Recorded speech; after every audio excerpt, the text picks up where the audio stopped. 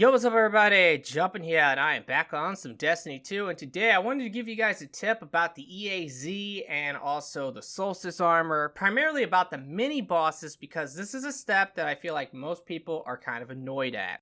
Because Bungie decided that what they were going to do with this step was make it so that you have to be the one to actually kill the mini boss. So as a team, when you go in, if you can get 10 to 12 kills, in reality, you're only getting the kills that you actually participated in, and that's really dumb. And what will happen is, a lot of times when you're going in, you're only getting 3, maybe 5 kills a run. And then what actually happens is a lot of people are now quitting out once the mini boss stage is over, which is kind of annoying for people who are actually trying to get the chest. So what I'm going to show you today is how you can actually solo queue this, meaning that you're the only one that's going to be in the EAZ. You can roam around freely, killing however many mini-bosses you can. Normally per run, I can get 8 to 10 mini-bosses killed by myself, and it's really easy. And that's going to make this step a lot easier for everyone out there if they can actually do this. Now, I'll be honest with you, I'm not exactly sure if this is going to work on the Xbox or the PC. I am on the PlayStation 4. This 100% works on the PlayStation. It's something you can try, though, on the Xbox or PC to see if it works. I'm assuming that it probably would. But let's actually now go ahead and talk about how can you actually go in and solo queue the EAZ.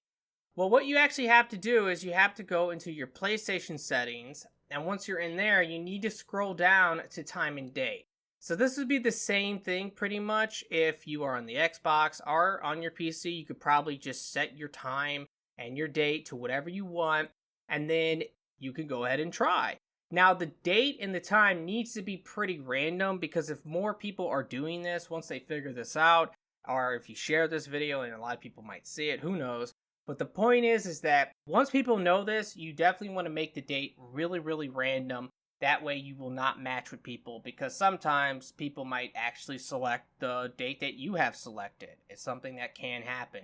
So make it really random and then go ahead and queue in. Another thing about this as well is before you actually set the time and date, make sure that you are actually logged into Destiny, you're in orbit, you're just sitting there, then change the time and date, and then go ahead and try to queue it up.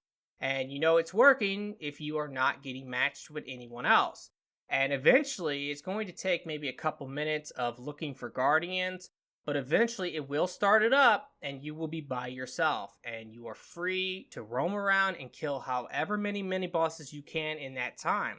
Like I said, I've been able to get 8 to 10 mini bosses killed every single run doing this, and I've already done it now like 3, maybe 4 times. I was getting the chest before this, and that's when I noticed, oh my god, a lot of people are quitting out. It's making the boss wave a lot harder for me and the other people who are actually sticking around. And sometimes I actually was solo, like literally both players would quit. And that's just not cool. So don't be that person to quit on people because some people are trying to get the chest. Some people are actually trying to get the rewards from this. So keep that in mind. And if you are trying to just get the mini bosses, do this time and date thing because it absolutely works on the PlayStation. Not sure on Xbox, not sure on PC, but it's something to try. Because this was something that I learned about with the Wendigo, and it really does help for that as well if you're trying to go into strikes.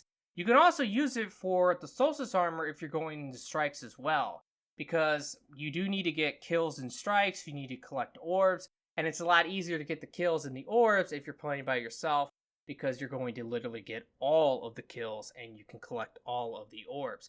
So right now I just loaded in and I am by myself. There is no one else on my fire team and I will be free to roam around and kill however many mini bosses I want. But that's going to do it for the video. I'm not going to show that because I don't want to waste a lot of time. I want this video to be really quick and direct and straight to the point. But I definitely hope that this will help you guys out. You can farm mini bosses a lot quicker this way. And on top of that, I really do hope that people will stop quitting in this because I just feel like Bungie really poorly designed this step. The fact that you actually have to be participating in the kill of the mini-boss for this to work is really lame. It should just be based on the number of mini-bosses killed in that run. Because if it was like that, I mean, it would be a no-brainer. It'd be really quick because with a team, you can easily get 10 to 12 every single run. But when you are trying to go in and get it by yourself and you're playing with random people, you're in reality only going to get maybe 3 to 5, maybe 6. It's just something that I've noticed. So if you're using this technique, you are definitely going to get more and it's going to be quicker, and you're not screwing over other people if they are trying to complete the run. Alrighty guys, well I would really appreciate it if you could like this video for me. Be sure to subscribe for future videos, and I really do hope that everyone has a very nice day, and peace out.